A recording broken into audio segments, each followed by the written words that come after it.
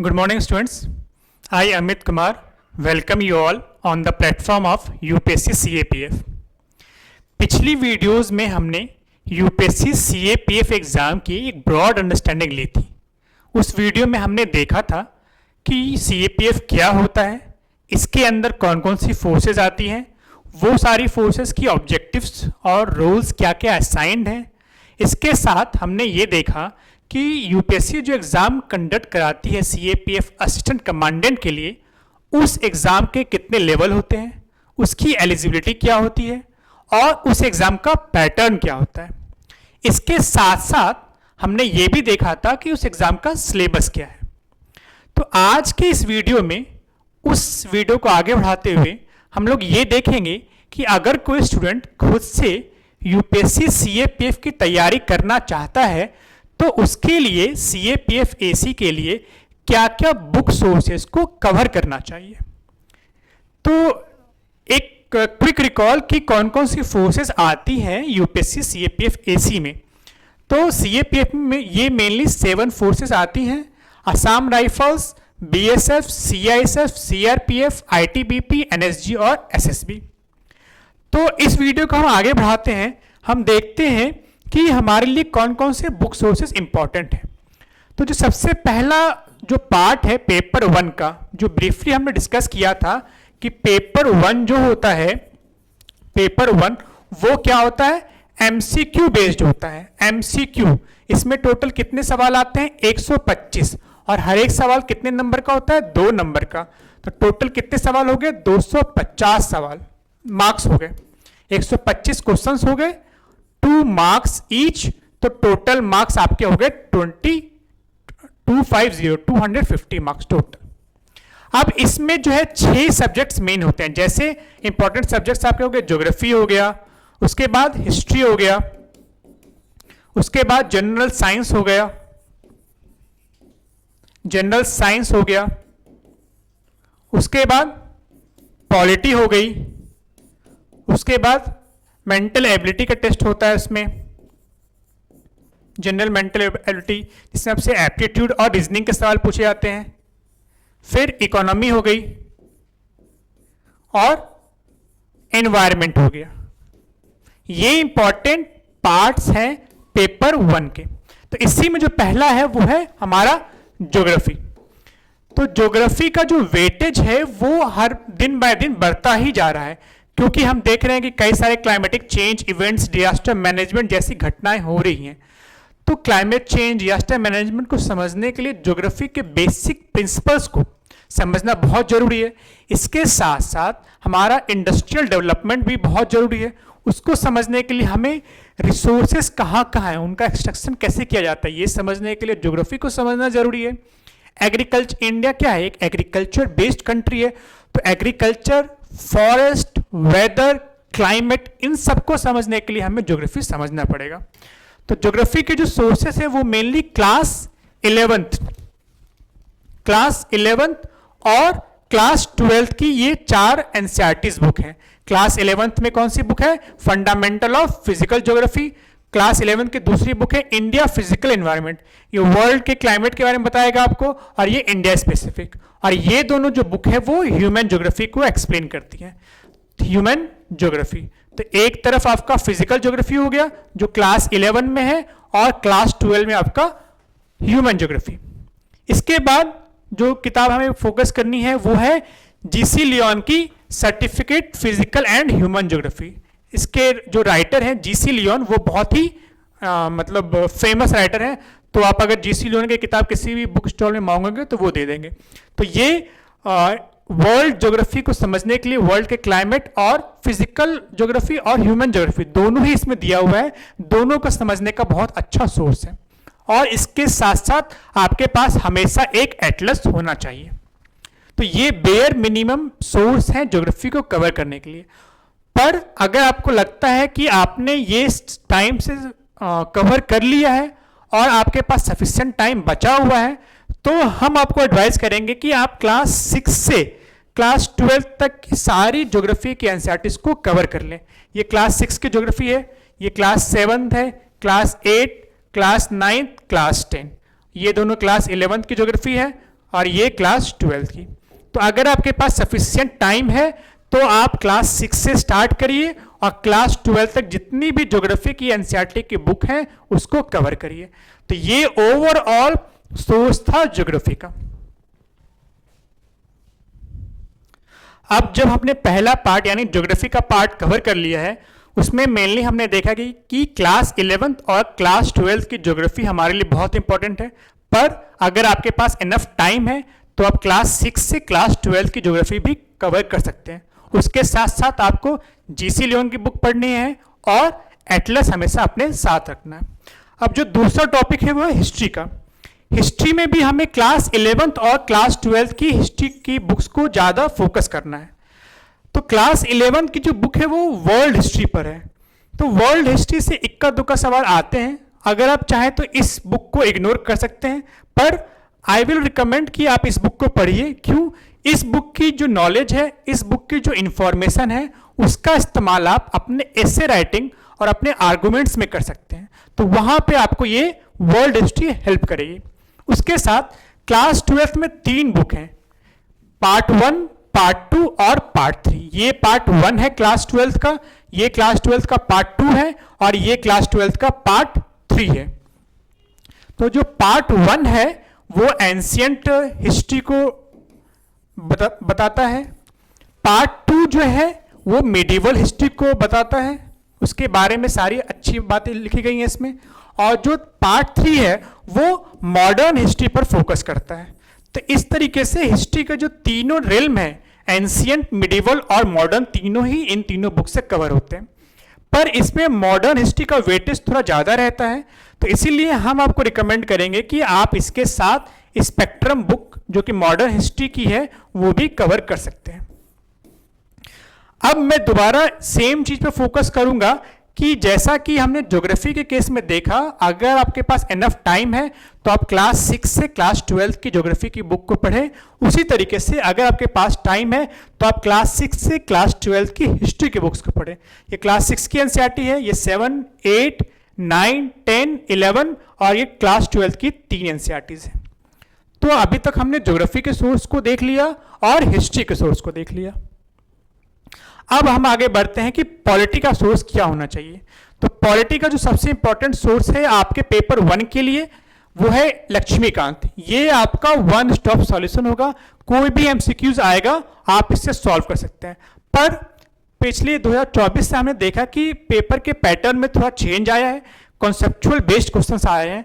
उसके साथ साथ पेपर 2 में भी गवर्नेंस के बेस पर एसेस को लिखने के लिए कहा जा रहा है, जैसे डेमोक्रेसी क्या होती है, फेडरलिज्म क्या होता है, बाइकैमरलिज्म क्या होता है, इन सारे चीजों की बेसिक अंडरस्टैंडिंग आपको होनी चाहिए। तो इसके लिए आप लक्ष्मीकांत के साथ साथ क्लास 11th की Indian constitution at work, Indian constitution at work और क्लास 11th की ही पॉलिटिकल थ्योरी, इन 2 एनसीईआरटीज को भी जरूर पढ़ें। तो पॉलिटी के लिए क्या इंपॉर्टेंट है आपके लिए? पॉलिटी के लिए क्या इंपॉर्टेंट है? पॉलिटी के लिए इंपॉर्टेंट है एम लक्ष्मीकांत और क्लास 11th की 2 एनसीईआरटीज, पहली इंडियन कॉन्स्टिट्यूशन एट वर्क और दूसरा पॉलिटिकल थ्योरी। तो ये था पॉलिटी का सोर्स।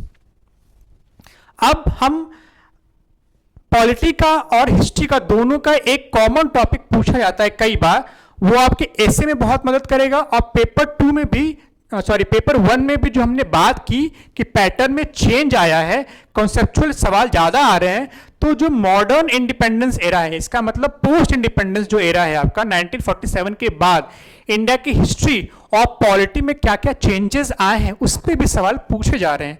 तो इसीलिए वी विल रिकमेंड कि क्लास 12 की जो एक बुक है politics in India since independence, यानी इंडिया आफ्टर इंडिपेंडेंस क्या क्या चेंज हुए हैं हमारी पॉलिटी में और क्या क्या चेंजेस हुए हमारी हिस्ट्री में आफ्टर इंडिपेंडेंस, उसके लिए एक बहुत ही बेहतरीन बुक है ये आपके एसेज में मदद करेगा, आपके आर्गुमेंट्स में मदद करेगा और आपके पेपर 1 के एमसीक्यूज में भी हेल्प करेगा। अब हम आगे बढ़ते हैं कि इकोनॉमी, इंडियन इकोनॉमी को समझने के लिए हमें कौन कौन से सोर्सेस को कवर करना चाहिए। तो ये क्लास 12th की मैक्रो इकोनॉमिक्स की बुक है, उसको आप जरूर पढ़ें, इससे आपकी इकोनॉमिक्स की बेसिक अंडरस्टैंडिंग क्लियर होगी। उसके साथ साथ एक बहुत पतली सी बुक आती है शंकर गणेशन की, इंडियन इकोनॉमिक की कॉन्सेप्ट्स, ये आप एक दिन में ये बुक कवर कर सकते हैं, ये बुक भी आप 2 दिन में कवर कर सकते हैं। तो 3 दिन में अगर आपने अच्छे से इकोनॉमी को दिया तो इकोनॉमी को जो बेसिक कॉन्सेप्ट्स हैं वो कवर हो जाएंगे। उसके साथ साथ इन दोनों बुक्स के साथ साथ 2 गवर्नमेंट डॉक्यूमेंट्स हैं जो आपको जरूर पढ़ने चाहिए। पहला, इंडिया का बजट, हर एक साल का बजट आपको पढ़ना चाहिए, जिस साल एग्जाम है उस साल का बजट जरूर पढ़ना चाहिए। और हमारा इकोनॉमिक सर्वे, ये आपकी इस पर अंडरस्टैंडिंग अच्छी होनी चाहिए। इसके साथ साथ क्या है कि जो न्यूज़पेपर है हमारा, उसमें कई सारे टर्म्स यूज होते हैं, तो इंपॉर्टेंट टर्म्स जो है हमें न्यूज़पेपर से कवर करना है। जैसे स्टैगफ्लेशन क्या होता है, इन्फ्लेशन क्या होता है, कोर इन्फ्लेशन क्या होता है, कोर सेक्टर्स क्या क्या होते हैं। अगर आप इकोनॉमिक का सेक्शन पढ़ेंगे द हिंदू में या इंडियन एक्सप्रेस में, तो ये सारे वर्ड्स आएंगे, जैसे स्टैगफ्लेशन, जैसे कोर सेक्टर्स, जैसे होलसेल इन्फ्लेशन,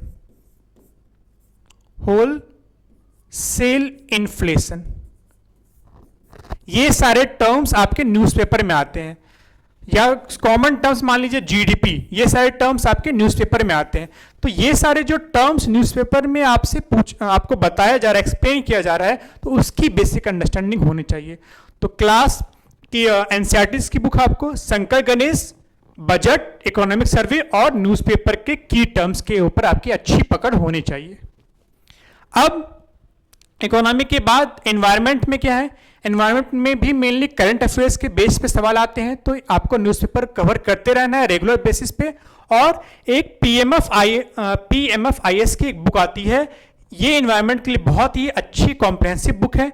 इसमें कई सारे इमेजेस हैं जो एक्सप्लेन किए गए हैं, स्टैटिक पोर्शन को भी एक्सप्लेन किया गया है और करंट पोर्शंस को भी एक्सप्लेन किया गया है।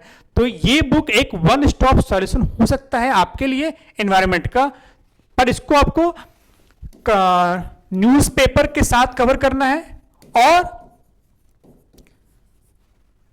एनसीईआरटी जो एनवायरनमेंट को कवर करती है, मेनली क्लास 12th में बायोटेक का जो पार्ट है वो आपको कवर करना है। तो ये 3 सोर्सेज होंगे, पीएमएफआईएएस की बुक, न्यूज़पेपर और एनसीईआरटी क्लास 12th में बायोटेक वाला जो सेक्शन है वो कवर करना है। तो हमने एनवायरनमेंट को देख लिया। अब हम देखते हैं कि जनरल साइंस, आपको पता है कि जनरल साइंस का जो वेटेज है यूपीएससी सीएपीएफ एसी एग्जाम में वो बहुत ज़्यादा है। तो इस एरिया को हम बिल्कुल भी इंक्लूड करेंगे और कभी भी किसी भी हालत में इसको हम छोड़ नहीं सकते। तो इसके लिए आपको क्लास 6, 7, 8, 9 और 10 ये 5 एनसीईआरटीज आपको बहुत अच्छी तरीके से कवर करनी है साइंस की। ये 5 एनसीईआरटीज आपने कवर कर ली तो आपको जनरल साइंस के लिए और किसी सोर्स की जरूरत नहीं पड़ेगी। और आगे बढ़ते हैं, पेपर 2 में बात करते हैं। तो जो हमारा ग्रामर का सेक्शन आता है या फिर हमारा जो प्रेशर राइटिंग का सेक्शन आता है और कॉम्प्रीहेंशन का सेक्शन आता है, 3 सेक्शन। एक तो ग्रामर, पेपर 2 के बात कर रहे हैं, ग्रामर, प्रेशर राइटिंग और तीसरा कॉम्प्रीहेंशन। ये तीनों टॉपिक के लिए रेन एंड मार्टिन की जो ये बुक है ये काफी अच्छी है।